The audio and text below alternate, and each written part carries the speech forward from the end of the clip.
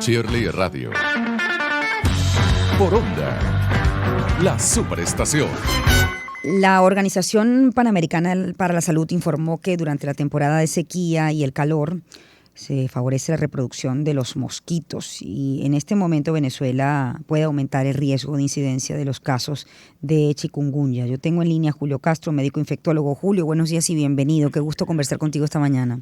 Buenos días, Shirley. ¿Cómo estás? ¿Cómo te va? Un placer estar contigo. Igualmente para nosotros. En este momento, ¿tienen ustedes algún reporte de casos de chikungunya en el país? Fíjate, siempre empiezo con esto y la gente dirá, bueno, doctor Castro, otra vez con esto. La verdad, no hay reportes epidemiológicos en Venezuela oficiales del año 2015, ¿okay? Por lo tanto, data oficial no hay, eso es una realidad. Pero nosotros venimos monitoreando chikungunya, dengue y zika desde casi desde el año 2010, utilizando herramientas de inteligencia artificial. En este caso particular, es una herramienta que se llama Google Trends. Cada vez que tú te metes en el cuadrito de Google y buscas chikungunya o zika, se cuenta, o nosotros hacemos un algoritmo que se contaría como si fuera el equivalente a un caso. Y eso te da una tendencia semana por semana y nos avisa Google Trend a través de un email cuántas búsquedas hay, y eso puede ser, ya nosotros publicamos unos papers científicos donde es muy simétrico eso con los casos de chikungunya, dengue y zika. Es decir, sí monitoreamos. Y ha habido aumento en las últimas semanas, de la semana de enero para acá, hemos recibido información de aumento sobre las búsquedas, quizás en unas 6 o 7 semanas. Entonces, sí hay casos, pero hay casos en la región. Hay casos, hay aumento importante de los casos en Uruguay, en Paraguay, en Argentina, en Chile, que son los vecinos cercanos, y pues eso puede predecir que haya una epidemia de chikungunya en algún momento. Ahora, ¿cómo se comporta? ¿Cuál es la sintomatología de la chikungunya? Chikungunya es una enfermedad febril muy parecida al dengue, muy parecida, a dolor en las articulaciones muy fuerte. Tiene una característica un poquito diferente al dengue, que produce una picazón de la piel muy importante y produce un rash, produce una erupción que es muy intensa. No es fácil de diferenciarla, ojo, no, sobre todo que hemos tenido épocas en Venezuela que hemos tenido dengue y chikungunya a la vez y dengue y zika a la vez. Eso ha sido un problema, pero hemos trabajado también desde el punto de vista de investigación en algunas secuencias de preguntas, a través de una secuencia de preguntas que, hemos utilizado con inteligencia artificial, con bots. Tú puedes tener una sensibilidad importante, es decir, la capacidad de diagnosticar, porque también los estudios de sangre para el diagnóstico de la enfermedad no son de fácil acceso. Eso sigue siendo un problema en el mundo en general. Entonces, es una enfermedad que diagnosticamos fundamentalmente por clínica, que llevamos los médicos. Es decir, tú tienes una serie de síntomas sí, una serie de síntomas no, unos laboratorios sí, unos laboratorios no, y al final dice, este paciente tiene chikungunya, y eso así lo clasificamos técnicamente. Sí, sobre todo la presencia del roche es característico en la sintomatología.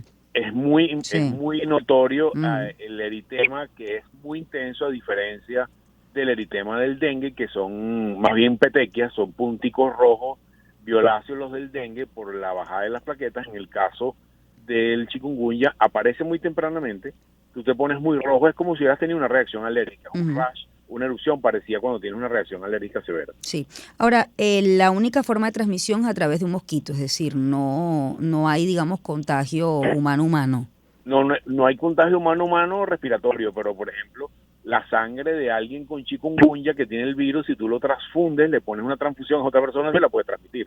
Hay transmisión por sangre también. Pero lo habitual es transmisión metaxénica, que llevamos nosotros, que es a través de un vector. Sí, te lo pregunto porque, bueno, es cierto que Latinoamérica, bueno, de hecho hay 214.000 casos confirmados, ¿no? Según la OMS, ¿no? Y por eso emitió, entre otras cosas, la alerta la OPS. Pero la pregunta es, bueno, ¿qué hacer cuando hay el desarrollo vinculado a las características climáticas de chikungunya en el país y en la región, ¿no? Porque, bueno, no es como el COVID, donde tú, de alguna manera, era una enfermedad que era tan globalizada que dependía del paso de un viajero a otro. Entonces, la pregunta es, ¿cómo nos protegemos de la chikungunya?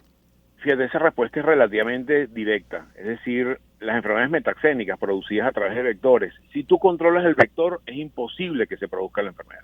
Y ahí es donde está el problema, que yo creo que en este caso OMS hizo como un eufemismo, en mi opinión, porque toda América Latina está con una alta densidad aédica. Eso no es nuevo, eso tiene aproximadamente unos 10 o 15 años. Nosotros hemos hecho mediciones de densidad aédica en el país, sobre todo en algunas zonas de Caracas, para ver cuántos mosquitos hay por casa y cuántas larvas hay por casa. Y Venezuela tiene el número de densidad aédica, según nosotros hemos medido, de los más altos en América Latina. Es decir, si tú logras controlar el mosquito, que implica no tener mosquitos y que no se produzca el proceso de apareamiento y el proceso de colocación de huevos en la casa, controlas el vector. El gran problema en Venezuela es el déficit de agua, porque nosotros ya hemos demostrado por investigaciones que hemos hecho que en la medida que tienes mayor falta de agua, la gente guarda agua para poder tener acceso a agua en su uso domiciliario, sí, y la guardada del agua está directamente relacionada con la densidad aérea. Entonces, bueno, es un tema, si nosotros no guardamos agua, o si guardamos agua la tapamos, o si le ponemos sustancias en la superficie del agua que eviten el criadero de los mosquitos, no tenemos basura alrededor de nuestra casa, no tenemos bromelias dentro de nuestra casa, siempre hago mucho énfasis en eso. Al bajar la densidad aérea, la capacidad de transmisión baja de una manera muy importante, pero Venezuela es un país tropical y eso ha sido muy difícil el control de los Aedes en nuestro entorno. Y voy a decir una cuña: las fumigaciones que no son con productos específicos no sirven para nada, porque normalmente, y eso lo sabíamos cuando estábamos trabajando en la alcaldía, la gente llamaba 1000 veces: mira, que venga a fumigar mi edificio, tuvo un caso de dengue. Esas fumigaciones en general, que no sean con un producto que se llama abate, que es un proceso de depósito que sí tiene efectos sobre la criada del mosquito. Los insecticidas que matan el mosquito adulto no tienen sentido, porque a los 3 días aparece una larva que produce un mosquito nuevo. Entonces, depende mucho de las comunidades el control de la densidad aérea en cada uno. Sí, bueno, y que se tenga este líquido, ¿no? No es fácil conseguir. El abate es un químico complejo que solamente trae el gobierno. Tú no puedes comprar abate en la farmacia, ni en un sitio donde venden insecticidas en el automercado. El abate lo ha tenido el control del gobierno porque tiene potenciales de toxicidad para el ser humano. Sí. Tiene que ser hecho unas concentraciones y con una secuencia, horarios específicos. Y nosotros tendemos a poner toda la responsabilidad del combate aédico, en este caso, sobre el gobierno, y lo voy a decir claramente, y no, esta es una responsabilidad que tienen las comunidades. Las comunidades, tú controlas tu mosquito de tu casa. El mosquito no vuela sino unos 5 o 6 metros. Entonces, mi mosquito lo crié yo, es como mi mascota. No es el mosquito del Parque del Este que se vino para mi casa, que vivo a 3 kilómetros del Parque del Este. Esto no funciona así. Entonces, tenemos que controlar la cría de los mosquitos intradomiciliarios, que es la forma más eficiente de evitar que haya enfermedades transmitidas por Aedes. Y estamos hablando de chikungunya, dengue y zika, ¿ok? Porque Venezuela tiene la última epidemia de dengue fue en el 2015. Y en la medida que pase más tiempo que no tengamos epidemia de dengue, hay más susceptibles y el riesgo de que haya una nueva epidemia aumenta. No ha habido circulación de dengue importante en los últimos años, lo cual es buenísimo, pero estamos en un ciclo, porque Venezuela venía en un ciclo de epidemias de dengue en los últimos 30 años, más o menos cada 5, cada 8 años. Y eso nos pone en cierto riesgo de que hayan epidemias de dengue, chikungunya y zika de nuevo. A ver, Julio, personas que son más vulnerables o que tienen o que deberían, digamos, cuidarse mucho más. Y lo otro es para aquellos, como tú dices, ¿no? Que la responsabilidad también parte individual o familiar.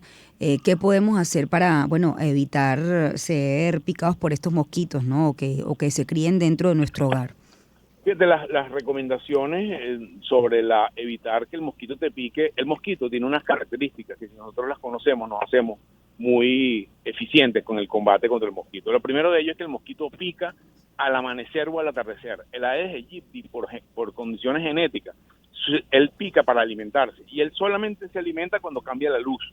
Entonces, si nosotros nos mantenemos protegidos utilizando mosquiteros, utilizando repelentes, utilizando manga larga, a esas horas, sobre todo los vulnerables, niños pequeños y personas mayores, el riesgo de picada baja de una forma muy importante. Entonces, no tenemos que cuidarlo. Y esas formas de cuidarse, la utilización de mosquiteros, la utilización de repelentes que evitan que el mosquito se te acerque, ayudan de una manera importante a evitar que te pique. pero es una responsabilidad diferente, son dos cosas. Uno es la disminución de la densidad, es decir, evitar que tú tengas mosquito en tu casa, y la segunda, evitar que te pique, y esas estrategias que hemos estado comentando conllevan a que te piquen menos y el riesgo baje. Pero siempre los más vulnerables son las edades extremas de la vida, que son los chiquiticos y los mayores. Sí. Y a pesar que el chikungunya no produce, por ejemplo, los trastornos en la coagulación y no produce trastornos en la baja de las plaquetas importantes, sí produce baja de las plaquetas, pero no es clínicamente importante. Lo más importante del chikungunya es que deja manifestaciones en las articulaciones que pueden durar meses, 6, 7 meses con una artritis. Imagínate tú que te da una artritis en una rodilla y entonces no puedes jugar fútbol, no puedes hacer ejercicio, te cuesta ir para el trabajo. Entonces es muy incapacitante la artritis posterior a la infección de chikungunya, que no es de la fase aguda, sino de la fase crónica, y a veces requiere manejo por reumatólogos, especialistas durante muchísimos meses. Te agradezco mucho, Julio, la información con respecto al chikungunya. Bueno, lo ha dicho ayer la Organización Panamericana de la Salud, durante la temporada de sequía y calor, bueno, favorece la reproducción de mosquitos, entre ellos aquel que transmite la Aedes aegypti, el chikungunya. Y en Venezuela puede aumentar el riesgo de incidencia de los casos. Ya han escuchado, Julio, la manera de protegernos de este mosquito transmisor. 6:54, gracias, Julio. Vamos a hacer una pausa, vamos con nuestra recomendación musical del día.